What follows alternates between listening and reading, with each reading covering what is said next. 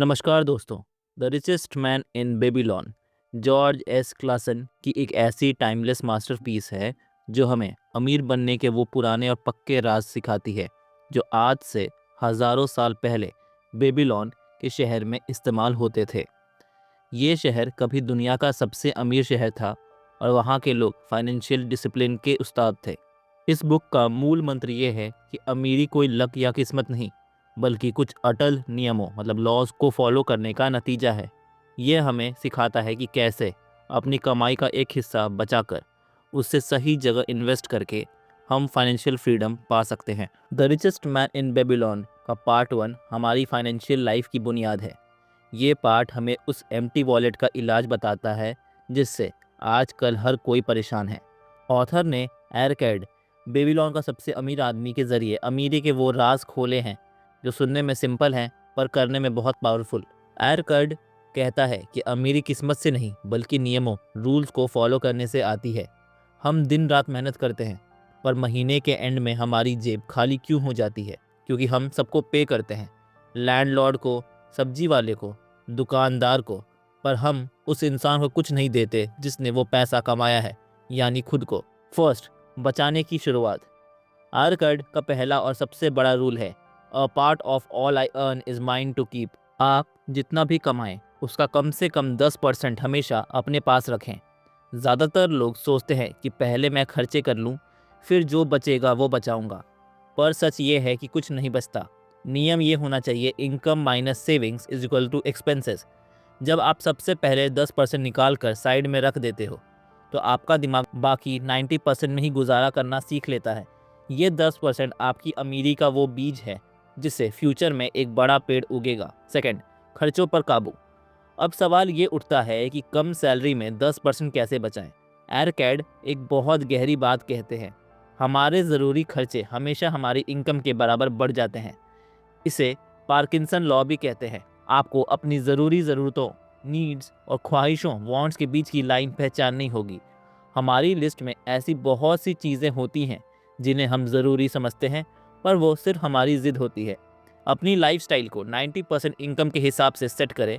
अगर आप 10% नहीं बचा पा रहे, इसका मतलब है कि आप अपनी औकात से ज़्यादा खर्च कर रहे हैं। थर्ड, पैसा कम पर लगाओ। सिर्फ पैसा बचाना काफ़ी नहीं है। पैसा अगर सिर्फ लॉकर में रखा है तो वो मुर्दा है। एरकट कहते हैं कि आपका हर एक सिक्का आपका गुलाम मतलब स्लेव होना चाहिए जो आपके लिए और पैसा पैदा करे। पैसा तब बढ़ता है जब वो इन्वेस्ट किया जाता है। जब आप अपने बचे हुए 10% को ऐसी जगह लगाते हो जहाँ से आपको इंटरेस्ट मिले, तो वो इंटरेस्ट भी आगे चलकर और इंटरेस्ट पैदा करता है। इसे ही पावर ऑफ कंपाउंडिंग कहते हैं। आपकी सेविंग्स वो सेना है जो आपके लिए सोते वक्त भी काम करती है। फोर्थ, नुकसान से बचाओ। पैसा कमाने से ज़्यादा ज़रूरी है उसे बचाना। कई बार हम रातों रात अमीर बनने के चक्कर में ऐसी जगह पैसा लगा देते हैं जहां रिस्क बहुत ज़्यादा होता है। रूल ऑफ एडवाइस, कभी भी इन्वेस्टमेंट की सलाह उससे मत लो जो उस फील्ड का एक्सपर्ट ना हो। अगर आपको सोने, गोल्ड में इन्वेस्ट करना है तो किसी राजमिस्त्री, ब्रिक लेयर के पास मत जाओ, सुनार के पास जाओ। गलत सलाह आपकी पूरी मेहनत की कमाई डुबा सकती है। हमेशा अपने प्रिंसिपल की हिफाजत करो। एरकेड हमें ये समझाते हैं कि अमीरी की पहली सीढ़ी है सेल्फ डिसिप्लिन। जब आप अपनी जेब से सिर्फ 9 अंडे निकालते हो और 10 रखते हो, 90% स्पेंडिंग, 10% सेविंग, तो किस्मत का दरवाज़ा खुलने लगता है। ये पाठ हमें सिखाती है कि अमीरी कोई राज नहीं है बल्कि डेली हैबिट्स का नतीजा है। The richest man in Babylon का पार्ट 2 हमें सिखाता है कि सिर्फ पैसा बचाना काफ़ी नहीं है, बल्कि उस पैसे को पैसा पैदा करने वाली मशीन बनाना असली हुनर है। जब आप पार्ट 1 के मुताबिक 10% बचा लेते हैं तो वो पैसा आपका गुलाम बन जाता है। पर उस गुलाम से काम कैसे करवाना है, ये पार्ट 2 का कोर लेसन है। एरकेड कहते हैं कि हर एक सिक्का जो आपने बचाया है वो एक बीज, सीड की तरह है। अगर आप उस बीज को खा गए, खर्च कर दिए, तो आपने उसे बनने वाले पूरे पेड़ को ख़त्म कर दिया। लेकिन अगर आप उसे बो देते हैं, इन्वेस्ट करते हैं, तो वो आपके लिए फल पैदा करेगा। फर्स्ट, कंपाउंडिंग का जादू। एरकेड का कहना है कि असली अमीरी वो नहीं जो आपके वॉलेट में पड़ी है, बल्कि वो इनकम स्ट्रीम है जो आपने बनाई है। आपको अपने बचे हुए पैसे को ऐसी जगह लगाना चाहिए जहां वो सोते वक्त भी आपके लिए काम करे। कंपाउंड इंटरेस्ट, जब आपका पैसा इंटरेस्ट कमाता है और वो इंटरेस्ट दोबारा इन्वेस्ट होकर और इंटरेस्ट कमाता है, तो इसे गोल्ड मल्टीप्लाई होना कहते हैं। बेबीलोन के अमीर लोग अपने हर सिक्के को एक ऐसे मजदूर की तरफ देखते थे जो उनके लिए और मजदूर मतलब पैसा लेकर आता है। सेकंड, पैसे के 5 अटल कानून। बुक में बताया गया है कि गोल्ड उन लोगों के पास खुशी खुशी आता है जो उसके कानून जानते हैं। फर्स्ट लॉ, पैसा उसके पास आता है जो अपनी कमाई का 10% बचाता है। लॉ 2, पैसा उन लोगों के लिए मेहनत करता है जो उसे किसी प्रॉफिटेबल बिजनेस या इन्वेस्टमेंट में लगाते हैं। लॉ 3, पैसा उनके पास रुकता है जो उसे वाइज मैन समझदार लोगों की सलाह से इन्वेस्ट करते हैं। लॉ 4, पैसा उन लोगों से दूर भागता है जो उन जगहों पर इन्वेस्ट करते हैं जिनकी उन्हें समझ नहीं होती। लॉ 5, पैसा उन लोगों को छोड़ देता है जो गेट रिच क्विक स्कीम्स रातों रात अमीर बनने के सपना के चक्कर में पड़े रहते हैं। अपने घर का मालिक बनो। एरकेड एक बहुत प्रैक्टिकल बात कहते हैं, make of the dwelling a profitable investment. वो कहते हैं कि हर इंसान को कोशिश करनी चाहिए कि उसके पास अपना घर हो। जब आप रेंट देने की जगह अपना घर की ईएमआई या खर्चा उठाते हैं तो एक वक्त बाद वो आपका एसेट बन जाता है। इससे आपका कॉन्फिडेंस बढ़ता है और आपकी इस फैमिली को सिक्योरिटी मिलती है जो आपको और ज़्यादा कमाने के लिए मोटिवेट करती है। फोर्थ, बुरे वक्त की तैयारी। पार्ट 2 हमें रिटायरमेंट और फैमिली सिक्योरिटी के बारे में भी वार्निंग देता है। एरकेड कहते हैं कि हर इंसान को इतना पैसा साइड में रख देना चाहिए जो उसके बुढ़ापे में काम आए या अगर उसे कुछ हो जाए तो उसकी फैमिली को सपोर्ट करे। Insurance and assets.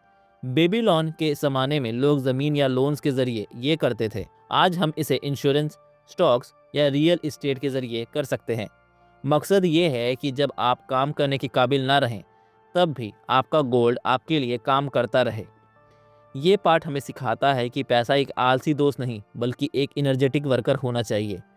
अगर आप 10% बचा रहे हैं पर उसे सही जगह इन्वेस्ट नहीं कर रहे तो इन्फ्लेशन, महंगाई आपकी बचत को खा जाएगी। अमीर बनने का असली राज है पहले बचाओ, फिर सीखो कि इन्वेस्ट कहाँ करना है और फिर उस इन्वेस्टमेंट को तब तक मत छेड़ो जब तक वो खुद एक बड़ा पेड़ ना बन जाए। The richest man in Babylon का पार्ट 3 उन लोगों के लिए उम्मीद की किरण है जो मेहनत तो करते हैं पर कर्ज के बोझ तले दबे हुए हैं। ये पाठ हमें सिखाता है कि अमीरी सिर्फ बैंक बैलेंस से नहीं बल्कि आपके कैरेक्टर और डिटर्मिनेशन से शुरू होती है। इस पार्ट में ऑथर दबासीर नाम के एक कैमल ट्रेडर की कहानी सुनाते हैं जो कभी एक गुलाम था और कर्ज में डूबा हुआ था। उसने कैसे अपने बुरे वक्त को बदला। वो हर उस इंसान के लिए एक रोड मैप है जो आज ईएमआई या लोन से परेशान है। फर्स्ट, द 70/20/10 रूल, कर्ज चुकाने का फॉर्मूला। दबासीर ने बेबीलोन के पुराने क्ले टैबलेट्स पर एक ऐसा फॉर्मूला लिखा जो आज भी फाइनेंशियल एडवाइजर्स फॉलो करते हैं। अगर आप कर्ज में हैं तो अपनी इनकम को 3 हिस्सों में बांटें।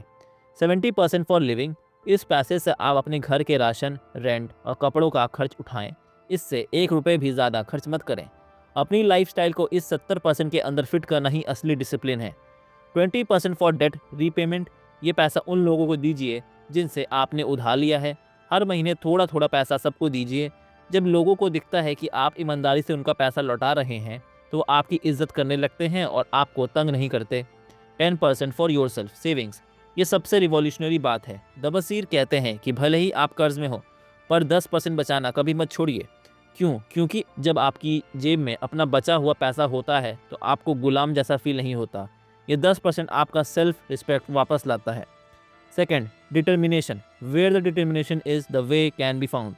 बेबीलोन के लोग मानते थे कि इंसान का सबसे बड़ा दुश्मन उसकी आलस है, लेजीनेस नहीं बल्कि उसकी हार मान लेने की आदत है। The soul of a free man book एक बहुत गहरी बात पूछती है, क्या तुम्हारे अंदर एक आज़ाद इंसान की रूह है या एक गुलाम की?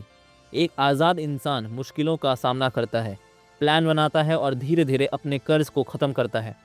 लक वर्सेस प्रोक्रास्टिनेशन, हम अक्सर किस्मत को कोसते हैं पर ऑथर कहते हैं कि लक उन्हीं के साथ देती है जो एक्शन लेते हैं। जब आप अपना काम आज के लिए छोड़ देते हैं तो आप अपने गुड लक को भगा देते हैं। अपॉर्चुनिटीज़ हमेशा उन लोगों के पास आती है जो तैयार होते हैं और मेहनत से पीछे नहीं हटते।